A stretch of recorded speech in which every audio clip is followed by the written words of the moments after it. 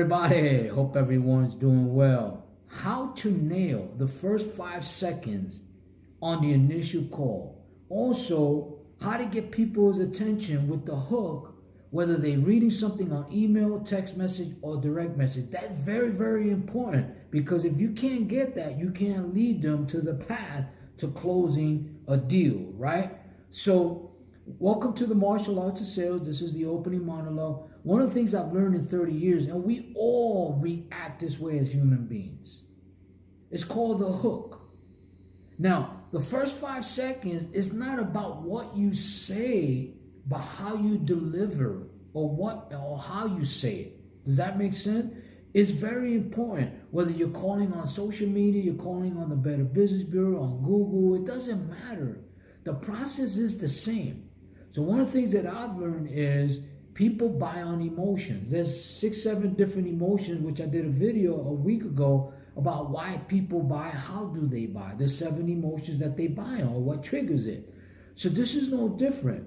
Now, I will say this, that because of technology, because of all the advancements we have right now, people are now starting to talk about cold calling on social media, which is actually more beneficial because you got more access to qualified customers. You have, more access to customers, right? And you can target them better if you're willing to do the work. So it's not about what you say, it's how you say it. So nailing the first, I would say 3 to 5 seconds is vital to the success of the sales process in cold calling, whether it's on social media or other. Does that make sense? So it's very exciting, and there's some elements you need to have within you or develop in you in order to nail those 5 seconds consistently on every call that you contact someone with. Does that make sense? Now, before we dig into the topic, if you're watching this on YouTube for the first time, or you've been watching and you haven't subscribed, join the Martial Arts of Sales family just by simply hitting the subscription button. If you like the video, give it a thumbs up and comments, because it does help the algorithm. And also, if you believe this video can help others, do me a favor. I love sharing. Share the video with others. Now, for the introduction.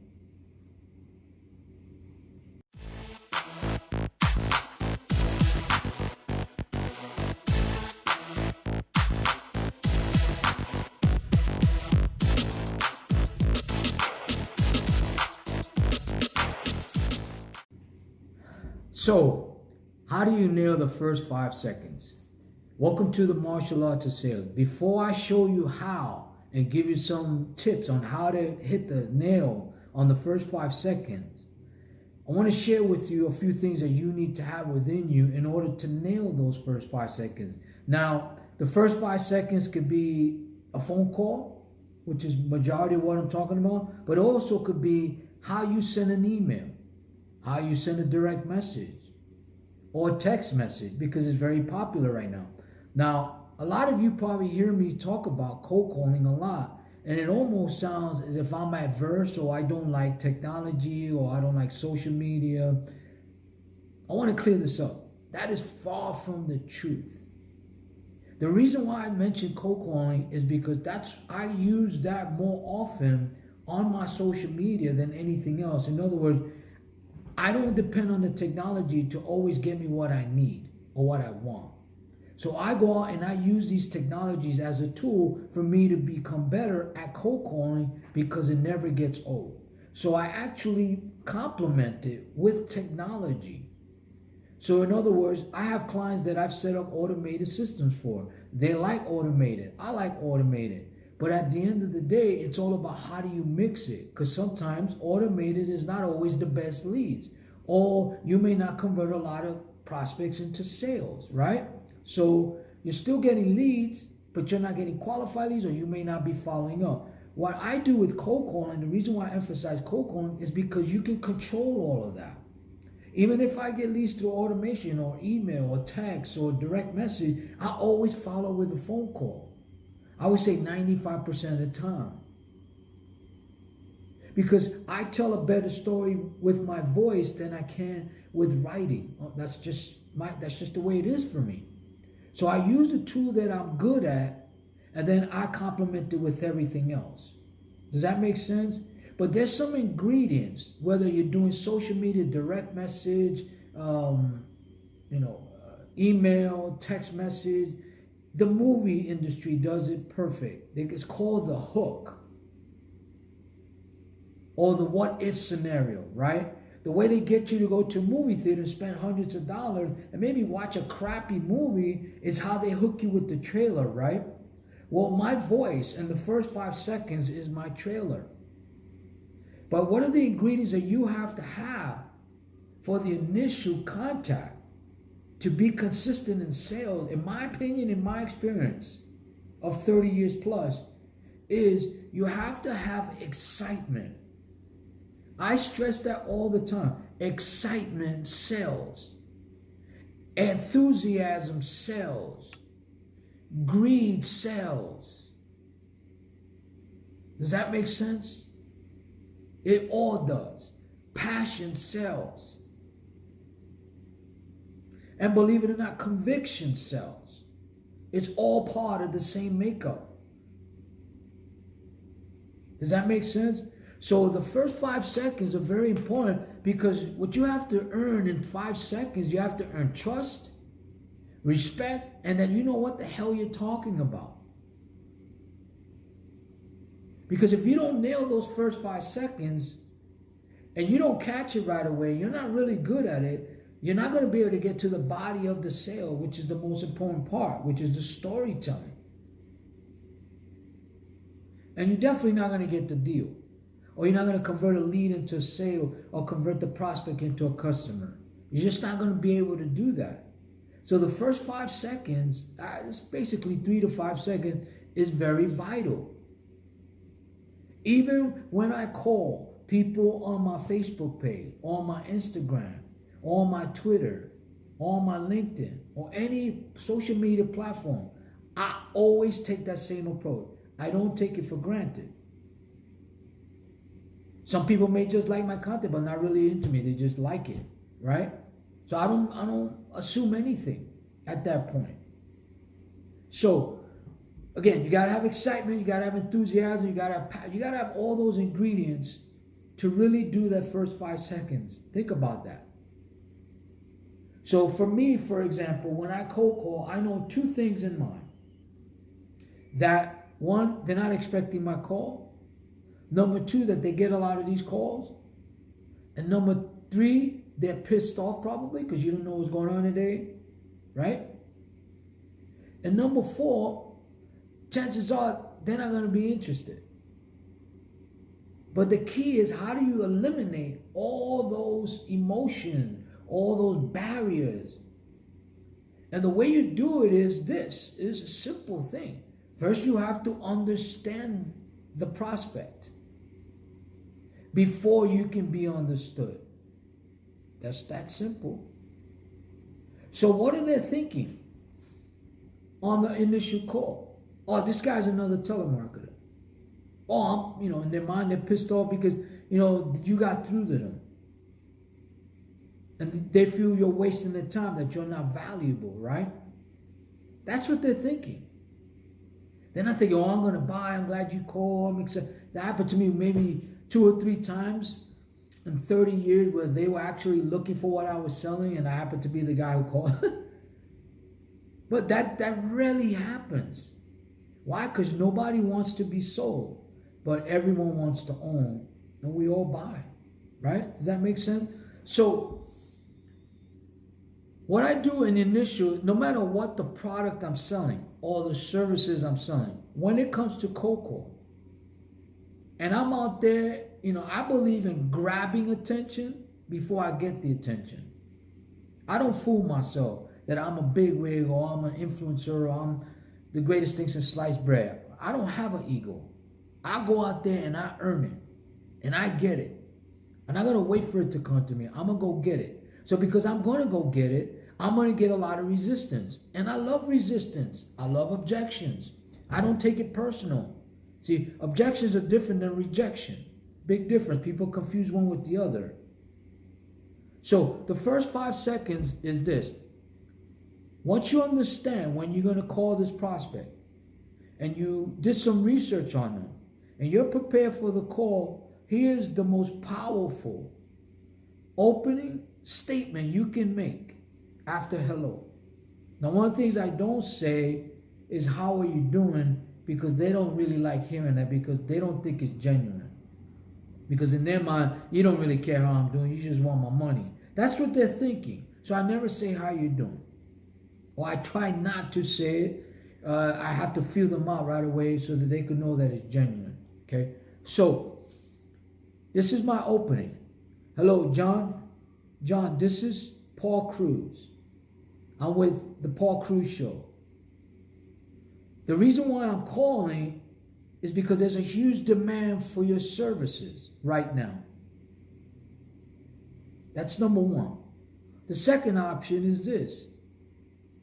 Hello, John. This is Paul Cruz with the Paul Cruz Show. All the martial arts of sales, whichever one I'm calling from. I'm going to be brief and to the point. I know you're busy. If they reject at that time, they say, I'm not interested. Paul, I'm not interested. I understand and respect that. You get a lot of these calls, right, John? Yes, I do. I understand and respect that. But do you have any idea what's going on in your backyard right now? What's going and happening in your industry? Do you know how much people are looking for your services that you're not aware about? Do you see my point? You have to be ready to do that. Once you break the defense mechanism, then basically they're allowing you to go more into their emotions. That's what they're doing. So again, nailing the 5 seconds. You have to say it with excitement. You have to say it with power, with enthusiasm. John, this is Paul Cruz. How you doing? I could say that. There are times I say it, sometimes I don't. John, this is Paul Cruz with the Martial Arts of Sales. The reason why I'm calling is there's a huge demand for your products and services right now. Are you aware of that?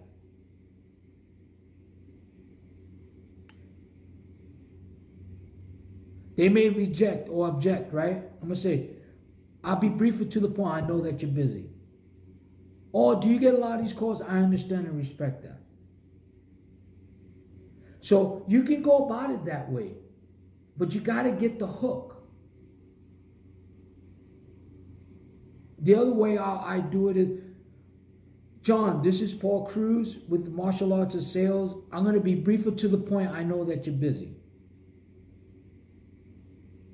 Now, when I say that, instead of saying, there's a huge demand for your product and services in your area, is because I could feel by the tonality right away how they answer the phone, whether I have time to go through the hook. If not, then I got to diffuse that. Does that make sense? So I'll be briefer to the point. I know that you're busy. What you did there was you respected and understood what they're thinking, but not telling you. And when you say, I understand, you get a lot of these calls. You can either ask them in a statement question, mean, can I ask you a question? Do you get a lot of these calls? Or you could just say, you get a lot of these calls, right? Just assume it. You could say either way. Yes. Now you're getting something in common. You're on the same ground, on the same path. You guys you're gonna get them to walk with you, right? And when he says yes, basically he let out all of his frustration. Not all of it, but I would say 50, 60%. Now you could lead them into the sales process. So that's nailing the first 3 to 5 seconds. Once you get through that, then you can go into your pitch. You can say, listen, one of the things I say is I go, listen, I'm looking for a local reputable company like yours that I could send these customers to. What I would like to do is ask you a few important questions about your business, the type of customers you have, type of customers you would like to target and get. And if we are a match and I can help you with that, maybe we can do some business. If not, I promise you we'll part ways as friends. Is that fair enough? Yes. Most people say yes. Because in their minds, they're going to say no. So they're relaxed because they know it's going to end soon. that if we don't match and he doesn't like it, etc., that the phone conversation is going to end. But this is when the transition comes in. This is when you start to ask them questions and you're writing it down. They don't realize that they just sold themselves, but you're taking them through a path. And this is what you have to do after you nail the 5 seconds. You better be ready to back that up with a phenomenal storytelling. That's going to be part 2 of this part 3 series. So, nailing the first 5 seconds. I'm going to recap what you should be saying. But you have to say it with excitement, enthusiasm, with authority, like you've been doing this for years. Not like you're just reading a script. Nothing wrong with the script. But make the script you, so that you don't have to read the script, but the script is part of who you are.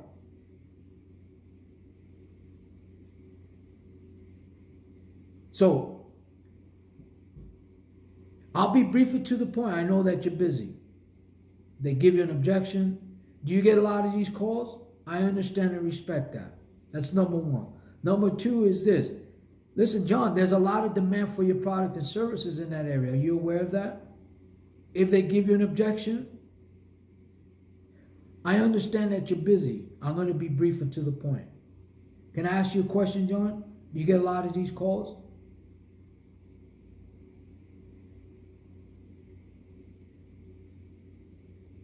That's what you do.